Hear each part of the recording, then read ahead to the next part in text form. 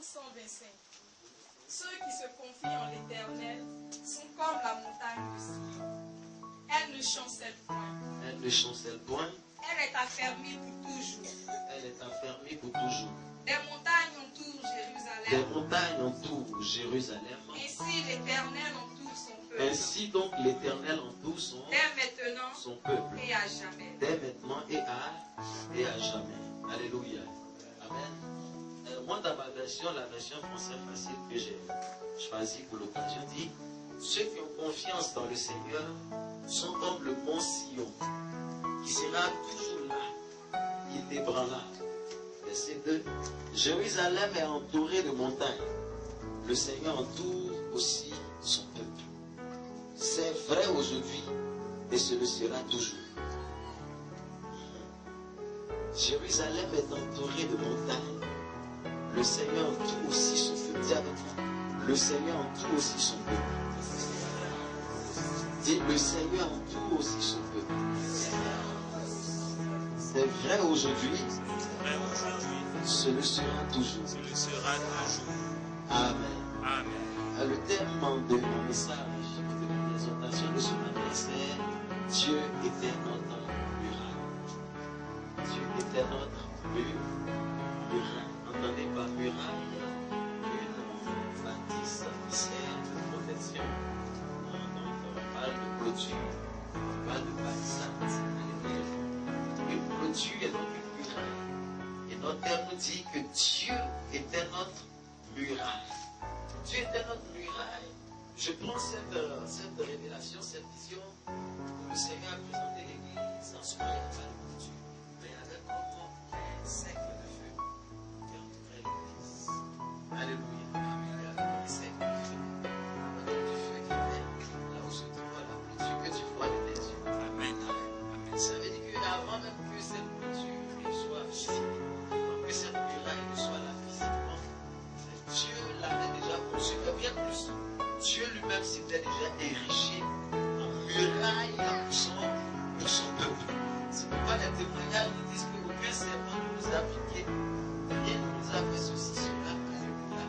Quand même quelqu'un voulait faire irruption pour l'église renouvelée, il était curieusement surpris que nous Amen.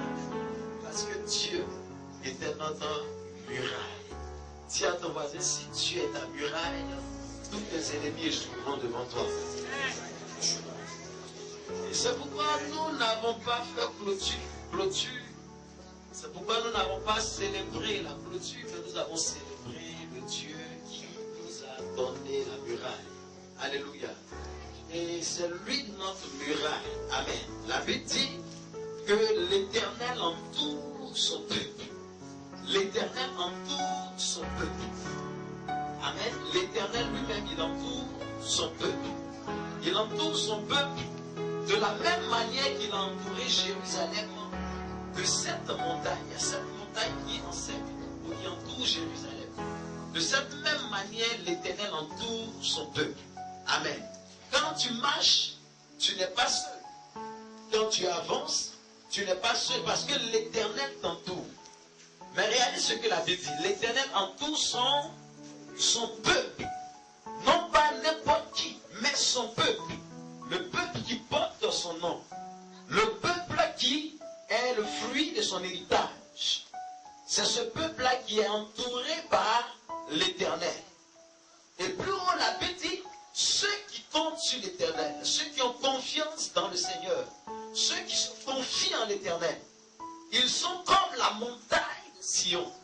Donc celui qui compte sur Dieu, il est comme une montagne, mais pas comme la montagne de ton pays. Ton pays. Mais comme la montagne de Sion. Alléluia. La montagne de Sion. La montagne de l'Éternel. Ceux qui se confient en l'Éternel, ils sont comme une montagne. Pas n'importe quelle montagne, mais la montagne de Sion. La principale montagne de l'Éternel à Jérusalem. Alléluia. Amen, amen. Ils sont comme cette montagne. Et la Bible nous dit que la montagne de Sion est une montagne qui est toujours toujours là. Elle est inébranlable. Celui qui compte donc sur Dieu, il ne peut pas chanceler. Il ne peut pas bouger, vaciller. Parce que Dieu fait de lui une montagne. Une montagne semblable à celle de Sion. Une montagne inchancelable. Une montagne qui résiste. Quels que soient les temps, quelles que soient les circonstances. Comme vents et marées, la montagne de Sion est toujours là. Et la Bible pour dire que comme Jérusalem est encerclée de montagnes, ainsi Dieu protège sa montagne. Mais ceux qui se confient en Dieu, ils ont la protection de l'Éternel. La protection que les hommes achètent à coups de milliards, en louant les gardes-corps, en louant les mercenaires. Dieu lui nous le donne, ou il nous la donne gratuitement, parce que nous avons compté et parce que nous avons pris appui sur lui. Alléluia. Ceux qui se confient en l'Éternel sont entourés par l'Éternel lui-même. Dieu lui-même devient leur muraille. Alléluia. Il y a des gens qui ont fait des murailles, des clôtures, de kilomètres et des kilomètres, en béton, en acier, de toute nature. Mais la clôture n'est pas une protection elle-même. C'est l'Éternel qui est notre protection. Mission mondiale vérité, je suis venu te dire ce matin que Dieu est ta protection. Dieu est ta muraille. Dieu est ton rempart. Dieu est ta forteresse. Il est ton rocher. Et celui qui tombe sur toi, il s'écrasera lui-même. Et celui sur qui tu tomberas, il s'écrasera encore. Parce que l'Éternel est avec toi. Alléluia. Il faut que l'on enseigne comme ça pour ne pas qu'on confonde les choses. Alléluia. Amen, amen. Amen, amen. Dans la broussaille, nous avons servi le Seigneur. Quand il n'y avait pas de décoration, nous avons servi le Seigneur. Quand il n'y avait pas de barbe, nous avons servi le Seigneur. Les murailles sont venues, que Dieu soit béni. Mais même s'il n'y avait pas de murailles, nous le servons. Dis-moi amen. Oh, quand le campus avait fermé, il n'y avait pas d'église.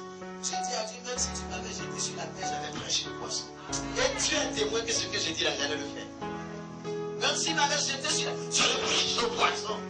Il y a des fois où j'imagine que je viens à l'église, il n'y a personne. J'imagine comment je vais prêcher quand il n'y a personne. Je me taille des images moi-même dans la tête. Quand Dieu est ta protection, quand Dieu lui-même est ta muraille, tu n'as rien à craindre. Dis-moi, dis alors moi, tu n'as rien à craindre. Oh, je connais une ville qui était protégée. Elle avait des murailles extraordinaires. Des murailles incroyables. La ville de Jéricho. Mais les murailles de Jéricho se sont effondrées devant la louange des enfants de l'Éternel. C'est pourquoi je dis la clôture elle-même derrière.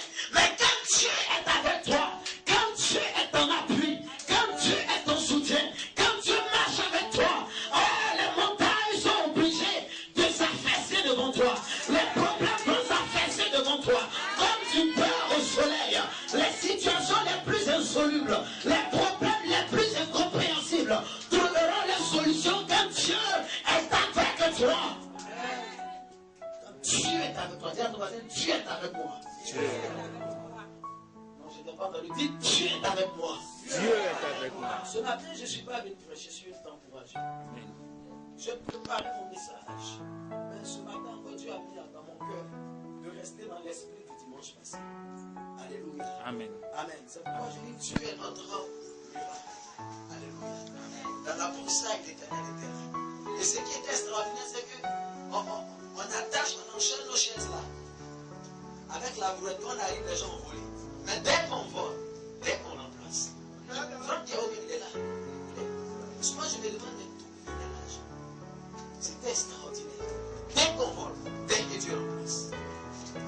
Et dans la vie de la mission mondiale, l'une des choses que j'ai constatées, c'est à sa justice que papa, Boré Daniel, a dit que mission mondiale, il n'y a pas l'homme. La gloire de Dieu nous dit, et je dis avec à ça. Parce que chaque fois qu'on nous a poussé, que nous sommes tombés sur la tête, on s'est levé sur nos pieds. C'est extraordinaire. Et chaque fois qu'un problème surgit, Dieu a déjà prévu une porte de secours. Une issue a était toujours prévu par Dieu. Chaque fois que nous sommes en face d'une difficulté, aujourd'hui encore, je prends mon cahier. On nous enseigne qu'il faut noter. On a tellement noté dans cette affaire de faire la clôture qu'à un moment donné, moi je dis que. Parce que on ne peut plus noter rien, c'était plus possible de noter. C'était de dire un notable. On ne peut plus noter. Au début, on me dit oui, tel jour, 100 000 francs, tel jour, à un moment donné, on ne peut pas tout le monde était dévoté. On se demandait même comment cela se fait. Mais dès que tu as dit, il n'y a pas tol, on dit, il n'y a pas. Bon, est-ce que tu as encore des sens là pour pouvoir noter? C'est après que tu te rends compte que tu as pourvu et que les choses sont en train d'avancer. Gloire à Jésus de Nazareth. Alléluia.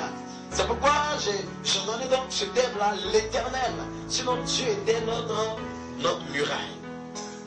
Et l'une des choses que je voudrais que le peuple de Dieu puisse retenir ce matin, pour nous-mêmes, nous tous, mais chacun pour sa part, c'est que toutes les fois que Dieu vous donne une vision, comprenez-moi très bien, c'est lui-même Dieu qui va approvisionner la vision. Amen. Toutes les fois que Dieu te donne une vision est une image claire de l'avenir que Dieu veut te donner ou bien de ce que Dieu veut réaliser avec toi. Donc toutes les fois où Dieu te donne une vision, sois rassuré dans ton cœur que si la vision est vraiment de l'éternel, c'est pourquoi j'aime ce chant de Olivier Choua, si c'est vraiment Dieu qui t'a donné la vision, sois rassuré dans ton cœur que Dieu lui-même il apportera la provision pour la vision qu'il t'a donnée. Tu ne m'as pas dit amen. Et le pasteur Clément, le dimanche passé, nous a longuement parlé de Néhémie et de l'histoire de Néhémie. Néhémie était les chansons du roi Artaxerxès. Et une des chansons, c'est un homme qui donne du vin à boire au roi. Et pendant qu'il était donc là-bas, à Suse, sur une terre étrangère, il va apprendre la nouvelle de ce que Jérusalem a été déstabilisé par les Samaritains. Ils sont venus et ils ont mis les portes en ruine. La clôture, les murailles de Jérusalem étaient en ruine. Or, quand une ville n'a pas de clôture, c'est que la ville est perméable à toute attaque. N'importe qui peut rentrer, n'importe qui peut sortir. On ne peut pas gérer les entrées et les sorties quand il n'y a pas de muraille. Alors, quand Néhémie a pris cette triste nouvelle, il est resté dans l'angoisse, il est resté dans la tristesse totale. Et la parole de Dieu dit, il s'est assis, il a commencé à se poser des questions, il a commencé à pleurer, il s'est mis dans le jeûne, il s'est mis dans la prière, afin que l'Éternel, le Dieu de Jérusalem, puisse se manifester en faveur de sa ville sainte. Alors il est rentré dans le palais du roi, et ce jour-là, il devrait donner du vin au roi, c'est son travail. Il donne le vin au roi, la boisson au roi. Et quand le roi a vu Néhémie, il a mis la tristesse sur la face de Néhémie. Alors il a dit à Néhémie, mais qu'est-ce qui se passe? Pourquoi ton visage est-il dans la tristesse? Alors Néhémie va dire au roi, mais comment je peux être dans la joie? Comment je peux être dans l'enthousiasme? En tant que la ville de mon père, la ville de mes ancêtres, la ville de mon Dieu sera dans la ruine totale. Néhémie dit, comment je peux être dans la joie? Comment je peux être dans la joie? Comment je peux manifester ma joie? Comment je peux être content même si je suis échanson, même si on me vire un gros salaire par mois, même si j'ai des milliards, même si j'ai des roses et des chamois, même si j'ai des connexions, des relations, comment je peux être dans la joie aussi longtemps que le temple de l'Éternel ne sera pas donc enfermé, ne sera pas dans une muraille? Comment je peux être dans la joie, roi?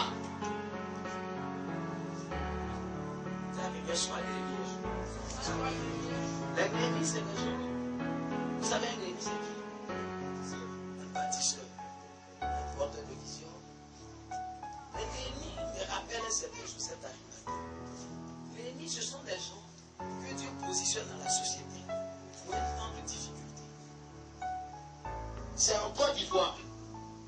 Quand un pasteur a la grâce d'avoir un grand titre, c'est en Côte d'Ivoire. Quand un chrétien réussit devient grand, que l'église n'en bénéficie pas. Sinon, quand Dieu fait de toi un ennemi, et que tu as la capitale à Suse, et que tu te rends compte que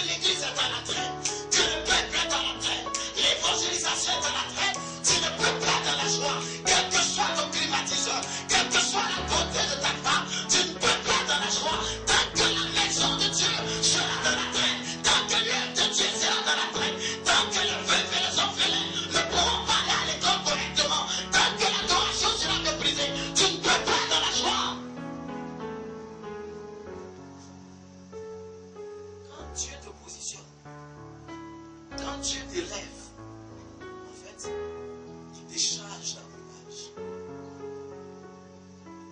Tout le monde veut devenir grand. Mais la grandeur selon Dieu consiste à servir les autres. Donc quand Dieu fait de toi un béni, c'est que tes yeux doivent pouvoir s'ouvrir sur les réalités de ce royaume. Le frère a dit tout à l'heure, les ennemis sont des bâtisseurs. Les bâtisseurs, ce sont des hommes, des œuvres, pas des hommes qui parlent, mais des hommes qui agissent. Des agisseurs, des hommes et des femmes d'action. Ce sont les ennemis.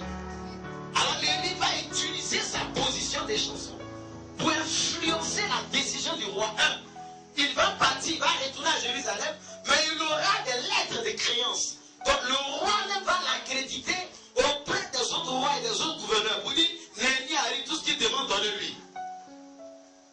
Donc sa position sera stratégique dans la situation qui est arrivée à Jérusalem. Moi je crois dans tout mon cœur, selon la Bible, que chaque fois qu'un problème arrive dans la vie d'un enfant de Dieu, c'est que Dieu a déjà prévu la solution. Aucun problème ne peut arriver tant que la solution existe déjà. Mais ton problème, c'est que tu t'accordes et tu ne peux pas découvrir la solution que tu as déjà positionnée autour de toi. C'est pourquoi la Bible dit que ceux qui se confient en l'Éternel, ils trouvent des chemins tout tracés. Ceux qui se confient en Dieu, ils trouvent des chemins tout tracés. C'est que Dieu a déjà pris en compte leur problème, leur situation. Alléluia. Donc avant que le problème n'arrive, Dieu a déjà prévu la solution.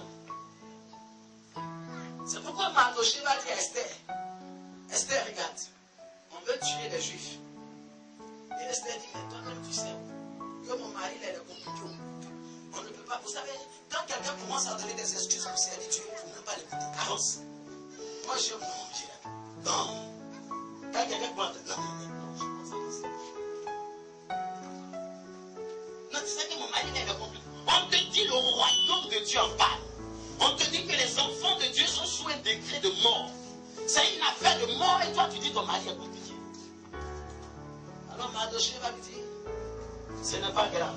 Même si tu te tais, le secours et la délivrance, je ne donne pas. Et tu sais, si ce n'est pas pour un temps comme celui-ci que Dieu t'a permis que tu sois au palais.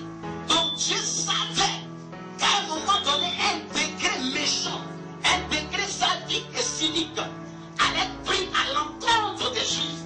Alors il a prophétiquement disposé Esther dans le palais du roi, afin qu'au jour du décret, une situation arrive pour que le décret soit abrogé et ébranlé. Alléluia, alléluia. Dieu ne fait rien pour rien. Quand quelque chose arrive, quand quelque chose t'atteint, c'est que Dieu a déjà prévu une porte de secours. C'est pourquoi ma prière, c'est que tu sois vraiment un enfant de Dieu. Quelqu'un qui se confie en l'Éternel. Quelqu'un qui marche dans les voies de l'Éternel. Quelqu'un qui n'abandonne pas Dieu. Quelqu'un qui n'est pas avec Dieu matin. Et puis maintenant, toute la semaine, il est avec le diable. Mais quelqu'un qui n'a que Dieu comme muraille, comme appui, comme un rempart. C'est de lui dont parle la Bible. Dans la Bible dit que le malheur atteint souvent le juste. Mais l'Éternel l'en délivre toujours. Je n'ai jamais vu le juste abandonné, ni sa postérité mendiant son pain. Nous dit David dans le Psaume chapitre 7.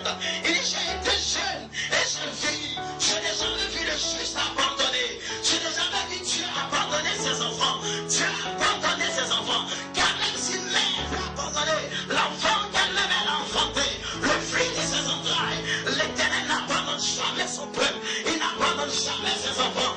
Et si Dieu n'a pas abandonné ses enfants dans la Bible, c'est qu'il n'abandonnera pas la mission mondiale de l'idée. Il ne t'abandonnera pas. Il n'abandonnera pas ta maison. Il n'abandonnera pas ton foyer. Il n'abandonnera pas ton mari. Il n'abandonnera pas ta femme. Il n'abandonnera pas tes enfants. L'Éternel est Dieu. Que je suis le messager qui te dit ce matin que c'est lui ta muraille. C'est lui ta protection. C'est lui qui te garde. C'est lui qui est ton abri. Un abri d'ailleurs plus sûr que les autres abris. Alléluia.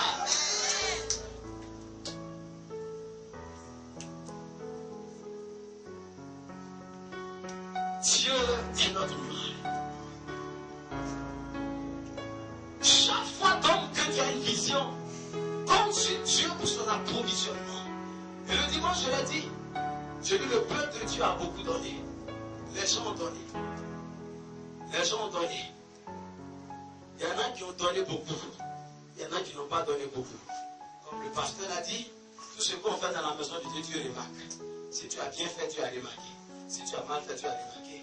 Mais moi, en tant qu'homme, moi je parle en tant qu'homme. Et je dis, le peuple a beaucoup donné. Mais Dieu a donné plus que tout le monde. Parce que c'était lui le pourvoyeur. Oh my God. Le pourvoyeur de pourvoyeurs. Il avait dit, c'est lui qui donne la semence au semeur. Donc quand quelqu'un vient vous donner, c'est parce qu'en réalité, Dieu lui a donné d'abord. Il ne faut pas oublier celui qui donne à cause du don qui est dans ta main. Amen, amen. Et le dimanche passé, nous l'avons célébré, l'Éternel. Parce que c'est lui, en réalité, qui a tout et qui a tout accompli. Amen. Alors Dieu donne la vision, il donne l'approvisionnement. Mais quand Dieu te donne une vision, c'est qu'il fait de toi un visionnaire. Dis-moi, dis-moi un visionnaire. Il fait de toi un visionnaire. Un homme qui porte la vision de Dieu. Donc du coup, la vision de Dieu fait de toi quelqu'un de spécial. Pourquoi? Parce que la vision elle-même elle est spéciale. Et c'est pourquoi l'apôtre Paul pouvait dire au roi Agrippa. Il dit, roi Agrippa, je n'ai pas résisté à la vision.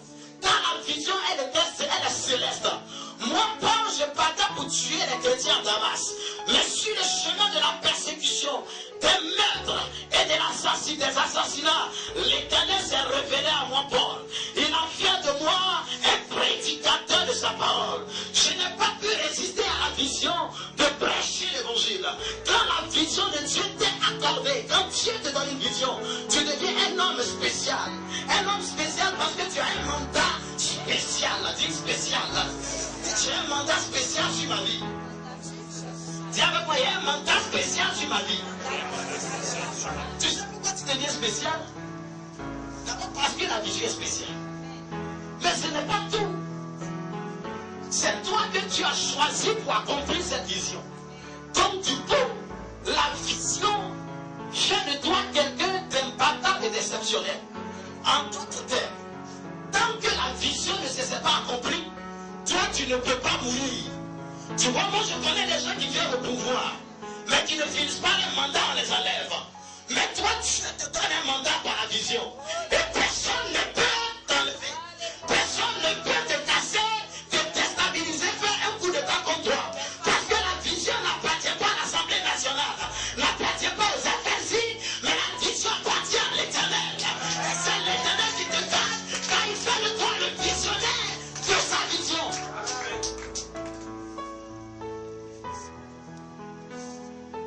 Quand tu as une vision, tu auras des oppositions. Tout visionnaire qui a peur des oppositions, c'est un faux visionnaire. C'est un visionnaire qui finira par mourir. Quand tu es un vrai visionnaire, sache, ton premier ennemi, c'est Dieu.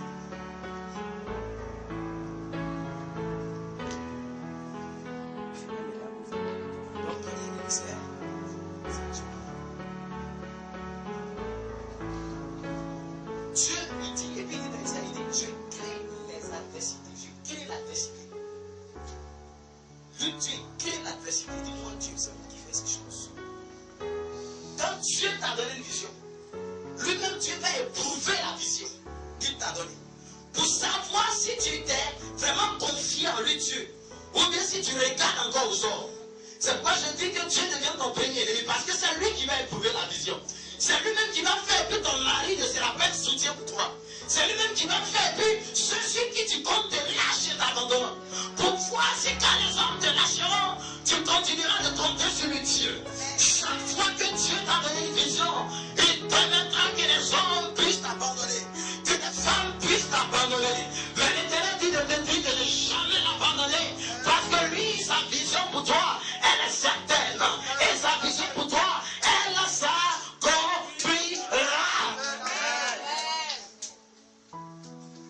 Dieu t'a donné une vision. Ton premier ennemi, c'est Dieu. Tu dis non, mais on ne me comprend pas. Je fais ça.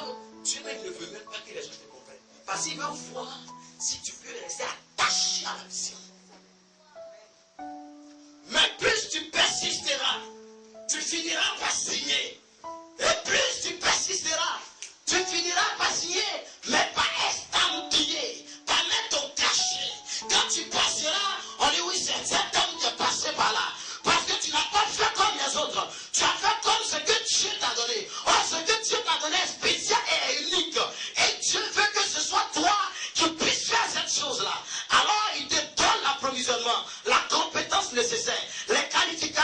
nécessaire, l'onction nécessaire pour que tu puisses y arriver. Mais le même Dieu qui te ouait, il devient même temps ton ennemi.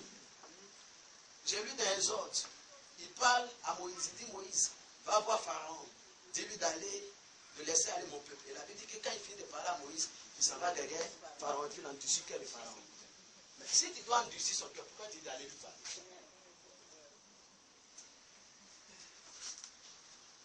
Donc, en fait, c'est comme un ballet que Dieu jouait. Il parle à Moïse, il s'en va endurcir le cœur de Pharaon. Même si tu peux vous lier tous les démons territoriaux, il n'y aura rien, parce que c'est Dieu lui-même qui a endurci le cœur de Pharaon. Tu ne m'as pas encore bien compris. Et cette église est une église de leader. Dis-moi leader. C'est quoi quand je parle au berger, je dis développer votre leadership. Ton leadership doit être à la hauteur de la vision. Et ta manière d'être et de faire doit être à la hauteur de la vision. C'est en ce moment que tu pourras accomplir la vision. Oh, un homme qui a une petite vision, quand tu le vois, tu sais. Mais quand un homme a une grande vision, quand tu vois aussi, tu sais. Si avec mon cas, tu vois aussi, tu sais.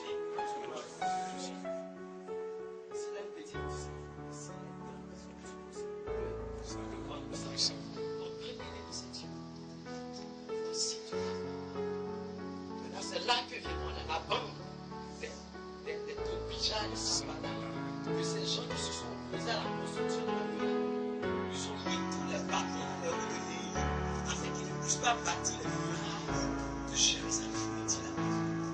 Mais l'Élie n'a pas écouté les Tobija et les Sambala. Toi, ton problème, c'est que sur le chemin de l'accomplissement, tu écoutes trop de voix, même la voix de la chair de Baal, ta voix, la voix de la chair de Baal. La voix des hommes, la voix du tu écoutes trop de voix.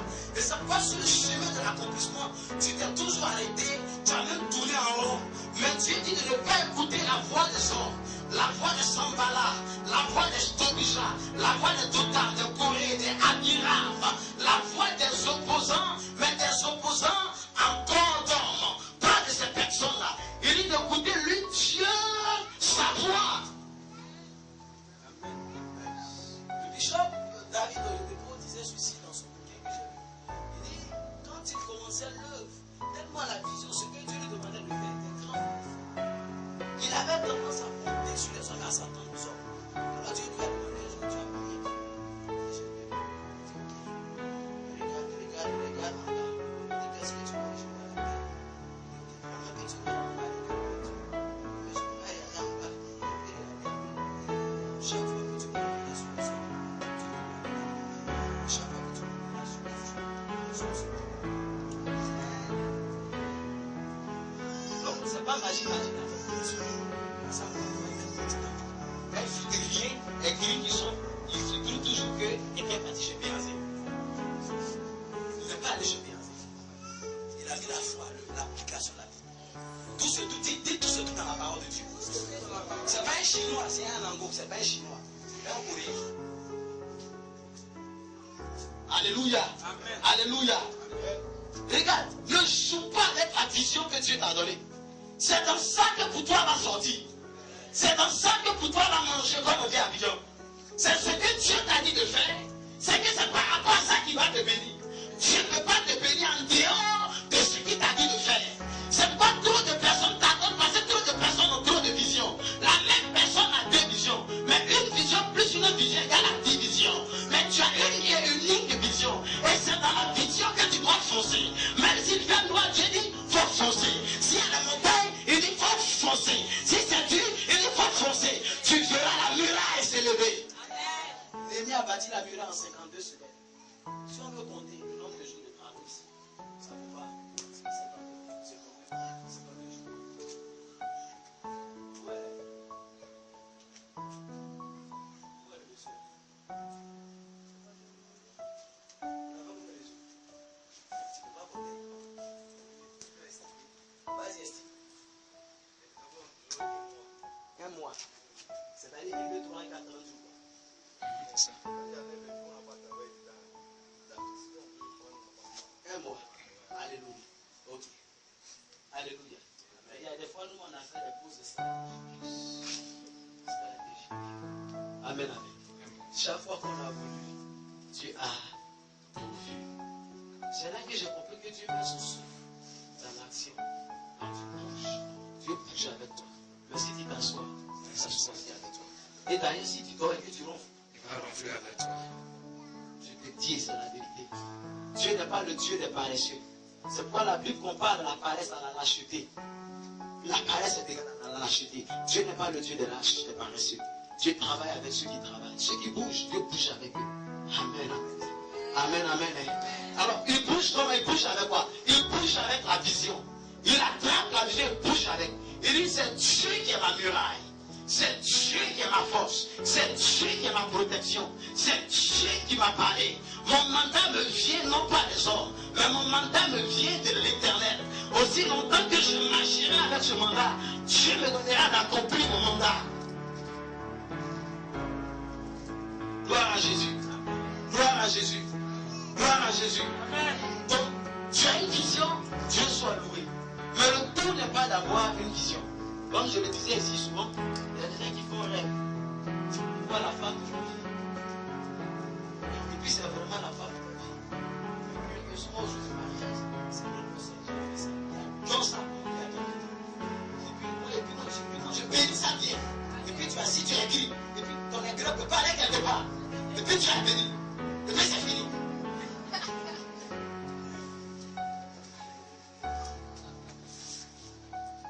Ta vision, c'est ta vision. Comment?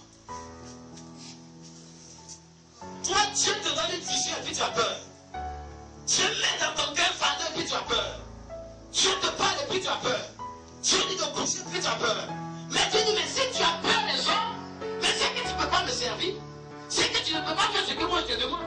Parce que ce que moi je veux faire avec toi, c'est pour confondre les hommes. Or, toi, tu veux des choses ordinaires. Moi, Dieu, je ne fais pas des choses ordinaires. L'ordinaire ne révèle pas de ma compétence. Il n'y a que l'extraordinaire qui révèle là, qui ressort de ma compétence. Tout ce que Dieu fait est extraordinaire. Il ne fait rien d'ordinaire. Alléluia. Je dis Alléluia. Dieu ne fait rien d'ordinaire. Il faut bien écrire ça dans ton esprit. Dieu ne fait rien d'ordinaire et ce n'est pas avec toi que tu vas commencer cela.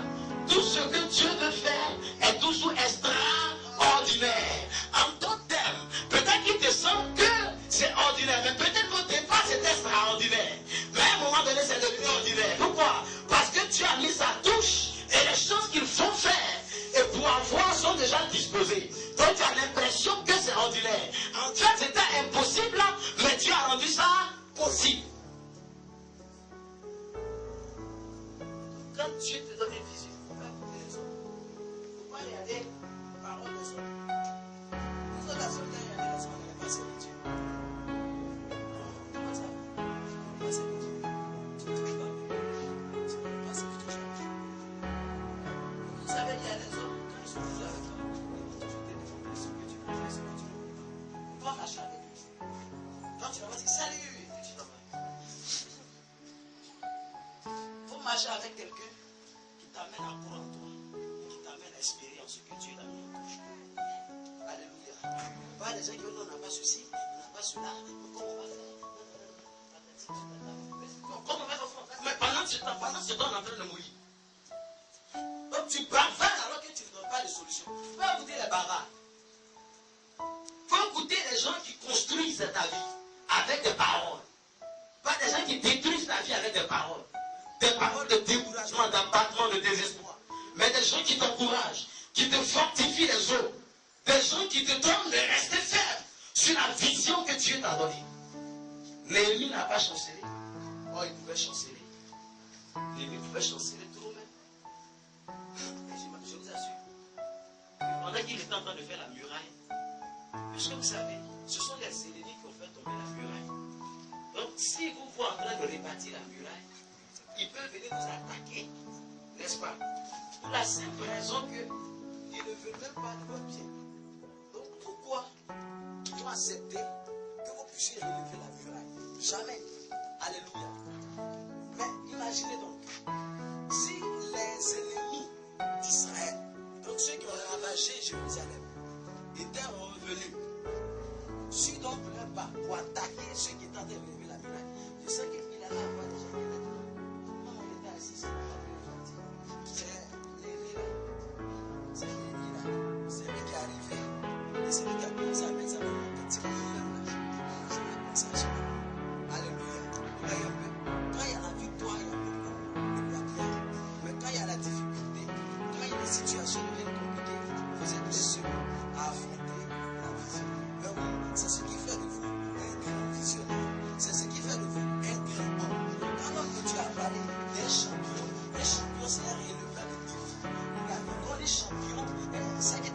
tu as fait un championnat. Maintenant, dans le championnat, tu sais c'est quoi? Deuxième, on ne s'intéresse pas au deuxième. Est-ce que dans le championnat, on passe au deuxième? On s'en fout d'eux. Quand on dit Champions League, là, on s'en fout d'eux. Vous jouez le nombre de matchs. Vous jouez tous les matchs. Et puis celui qui a gagné plus, là, c'est gagné. On s'en fout d'eux. C'est pas tout noir.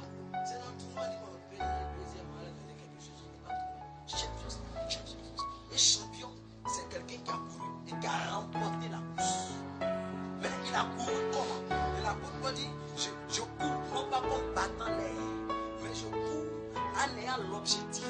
Je cours en regardant dans ma direction. Je cours dans ma vision. Je cours pas en battant l'air, mais je cours.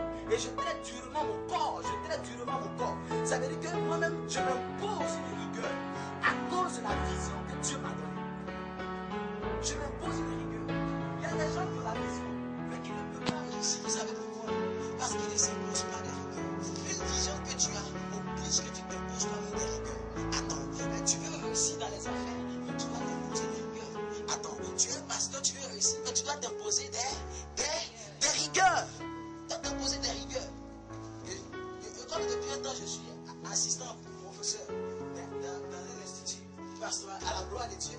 Je disais donc à mes étudiants la fois dernière que l'œuvre de Dieu là, c'est faire des disciples. Quand on dit l'œuvre de Dieu là, c'est égal à faire des disciples. Il a écrit ça. Que nous les pasteurs se promènent tout. Il y a des gens qui sont les femmes, c'est même des malditions. C'est pas anti-vie, c'est pas anti-vie, c'est partout. Ça bouge dans tout. On se promène trop. J'étais à propos du sanglier là. Quand je suis à ma fenêtre, je le vois. Quand je sors, je le vois. Quand je le touche, il me regarde tout le temps pour réfléchir un peu à l'œuvre de Dieu.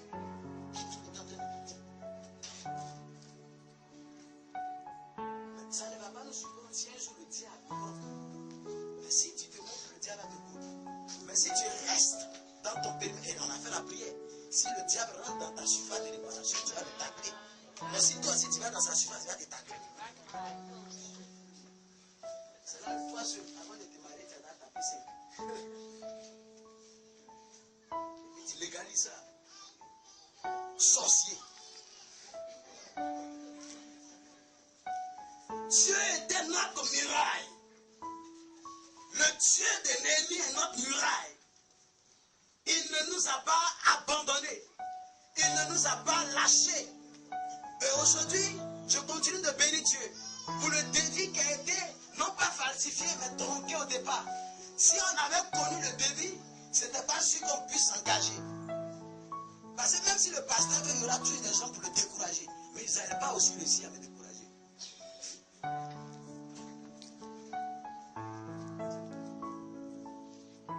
Même si le défi est gros, Dieu est plus gros que le défi. C'est pourquoi ça me fait mal que Dieu te donne une vision et puis tu te retrouves ailleurs. Ah! Dieu te dit, chez toi c'est ici. Ton quartier c'est là. Ta ville c'est là.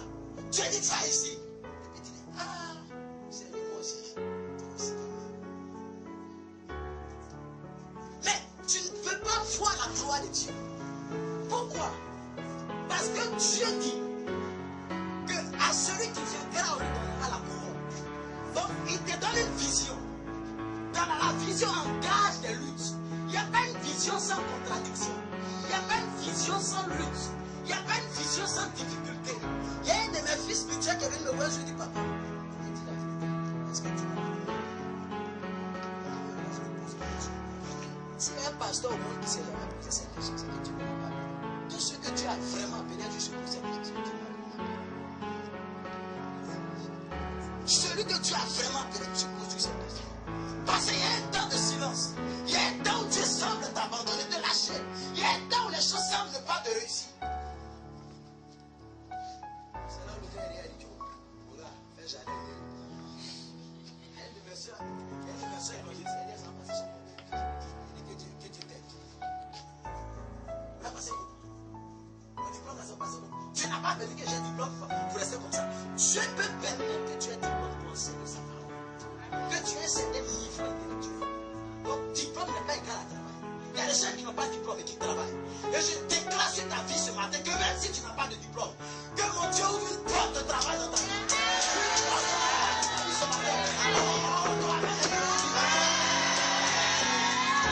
Je pensais que tu allais me donner un amen révolutionnaire.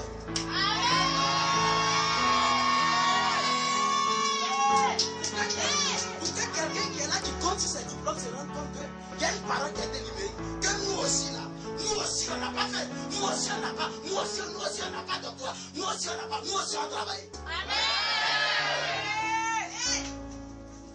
C'est trop facile. Dès que tu vois la difficulté, tu abandonnes la vision du Seigneur. Tu laisses la vision de Dieu. Non! Persiste, signe, mets ton cachet. C'est toi qui dois relever ce défi. Parce que tu es le champion. Tu es le championnat, le champion de ce championnat. Gloire au Seigneur. Amen. Je dis gloire au Seigneur. Amen. Alors les gens ont tout fait. Mais Néhémie n'a pas abandonné. Néhémie n'a pas abandonné.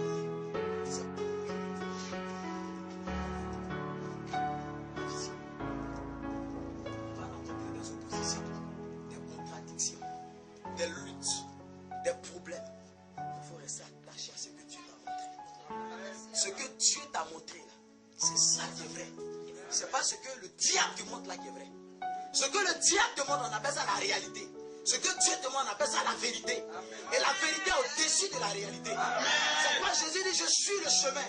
Je suis la vérité et non la réalité. Je suis la vérité. Ce qui me plaît dans la vérité, c'est que ça met tout le monde sur le même pied d'égalité. Là où il y a la vérité, on est tout sur le même pied d'égalité. La vérité, elle est la même partout. La vérité, elle ne se discute pas parce qu'elle s'impose elle-même. La vérité triomphe toujours du mensonge. Quand bien on mentira, on bottera des complots, de sales complots d'ailleurs comme toi. Mais la vérité viendra un jour pour s'imposer. À son heure, à son heure, à son heure, à son heure, la vérité viendra toujours pour s'imposer. Jésus est la vérité. On ne regarde pas la réalité. Ne regarde pas la situation. Ne regarde pas au problème. Ne regarde pas au célibat. Ne regarde pas à la galère. Ça me fait mal qu'ici encore la mission mondiale vérité, il y en a que galère en paix de servitude. Ça me fait mal. J'ai cassé mon micro, ouais.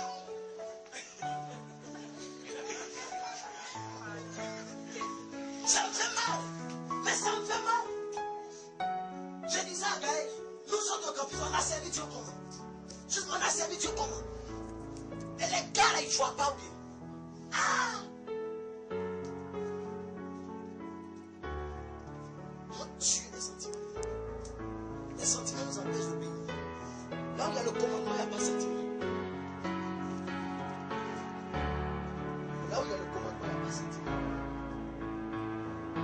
Quand on m'a demandé, c'est ça que tu dois faire. C'est pas quand le médecin te donne une ordonnance. Tu prends l'ordonnance. Quand il te donne l'ordonnance, tu ne lis même pas. Tu commences à demander à la pharmacie. Soit même tu es obligé à la pharmacie, tu commences à demander des lettres. Et le médecin a ordonné. Le médecin m'a donné. Le médecin m'a donné. La famille, le médecin m'a donné. Le temps, le médecin m'a donné. Il m'a donné rien. Soit même on fait ordonnance. Et puis je regarde, je dis que je ne paye pas ça. C'est pas ça. Un médecin m'a donné rien. C'est Dieu qui va m'ordonner. J'ai dit, c'est Dieu qui. Un médecin m'a donné rien. C'est comme ça. Il faut bien me réaliser, c'est comme ça. Un médecin ne va rien m'ordonner.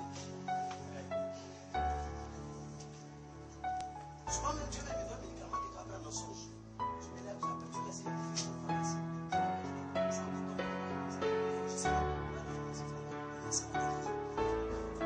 il peut me faire une proposition. Je suis d'accord. C'est une proposition. D'accord, parce que je regarde. Pas de souci. Moi, il doit déménager. Ma femme doit accoucher. Et le démon rentre dans le médecin pour dire qu'il faut faire césarienne. Donc mon petit agent de déménagement, on peut faire césarienne. Et puis on s'assoit là où on est assis. Et puis on dit Dieu n'a pas fait, Dieu n'a pas fait, Dieu n'a pas fait. Il n'a pas chié, il n'a pas chié. Et curieusement, au comptoir, il y a eu un autre médecin, lui il est en Tunisie. Lui, sa femme venait de connaître une césarienne. Après sa femme, c'était ma femme. Ce jour-là, c'était alignement de césarienne. Il me dit non, ça c'est pas un problème, c'est un petit truc comme ça. Il est règle, il dit, est-ce que là il me connaît? Quelqu'un qui fait parler avec la fille, est-ce que toi tu me connais? Oui, quelqu'un qui fait parler avec la fille, est-ce que moi tu me connais? Toi tu as l'argent pour dilapider, moi il y a l'argent de Dieu. C'est pourquoi chez moi à la maison, j'entends qu'il n'y ait pas de gaspillage. Si une ampoule ne sert pas, on le tait. Mais tout ce qu'il y a dans ma maison, c'est Dieu. C'est pas PCAO, c'est Dieu. Donc, on gaspille chez moi. Parce que tout vient de l'Éternel. Si c'est beaucoup, on allait faire tort. Mais pas de gaspillage, parce que le ventre est enflé. Jamais. Jamais. Quand on a pris la maison de Bonoué, on a eu notre première facture, la première facture de Solis. Mon nom était sur la facture. Quand j'ai pris ma facture, ma fille, Mélissa qui s'est fait engrosser, comme ma fille Doris qui s'est fait engrosser également. Mais je dis, elle était assise là, je dis, Seigneur, moi aussi mon nom, je suis facture de Solis. Et il me rappelle que quand on veut faire ce cas de l'entité, on dit, amenez facture. Moi aussi mon nom. Elle dit, papa, facture c'est quoi? Il dit, c'est quoi? Caleçon chez moi, c'est Dieu. Tout ce que tu vois chez moi, même caleçon, tout c'est Dieu. Je dois bénir Dieu pour tout. Je ne savais pas que moi aussi là, mon nom allait sur facture de son décès. Je ne savais pas. Si tu as mis mon nom, je ne peux pas rester insensible. Je ne suis pas comme les 9 lépreux qui sont bâtis. Je suis comme ce Samaritain. Je dois lui dire merci. Moi aussi. Donc on est arrivé ici et dit à ma femme, c'est à ton tour, mets ton nom sur la facture de son décès. Son nom est sur la facture de son décès. C'est son nom qui est sur la facture de son décès. Alléluia. Amen. Alléluia. Amen. Alléluia. Amen. Dieu t'a-t-il donné une vision? Reste attaché à la vision. Ne te décourage pas. Persévère.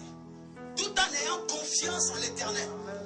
Il dit ceux qui se confient en l'Éternel, ils sont comme la montagne de Sion.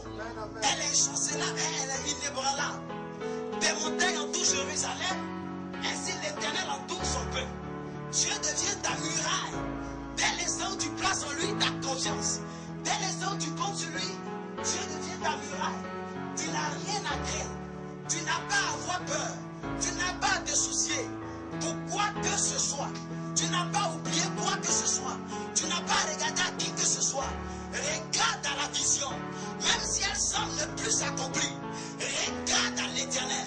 Même si la vision semble tarder. Regarde à l'Éternel.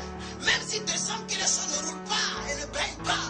Comme de la loco dans de l'huile chaude. Regarde à l'Éternel. Même si les oppositions se dressent devant toi.